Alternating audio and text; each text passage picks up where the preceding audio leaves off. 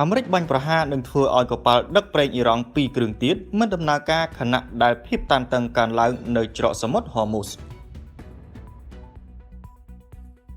V-Active មោទកភាពភេសជ្ជៈកីឡាដំបូងគេរបស់ប្រទេសកម្ពុជាបំពេញនិងរក្សាជាតិទឹកបានល្អហើយឆាប់រហ័ស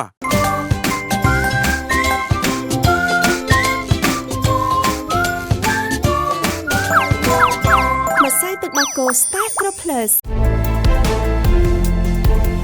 អនាគតរបស់លោកអ្នកកាន់តែភ្លឺស្វាងដោយសាកលវិទ្យាល័យ Bill Bry កងកម្លាំងសហរដ្ឋអាមេរិកបានបាញ់ប្រហារនឹងធ្វើឲ្យនាវាដឹកប្រេងអ៊ីរ៉ង់ពីរគ្រឿងមិនអាចដំណើរការបានកាលពីថ្ងៃសុក្របន្ទាប់ពីបានបាញ់តបតជាមួយកងកម្លាំងអ៊ីរ៉ង់នៅច្រកសមុទ្រហ័រមូសពេញមួយយប់ទន្ទឹមនឹងនេះអេមីរ៉ាតអារ៉ាប់រួមបានរាយការណ៍ពីការវាយប្រហារដោយមីស៊ីលនិងយន្តហោះគ្មានមនុស្សបើករបស់អ៊ីរ៉ង់មួយផ្សេងទៀតយោងតាមសារព័ត៌មាន AP ចេញផ្សាយនៅថ្ងៃទី9ខែឧសភាឆ្នាំ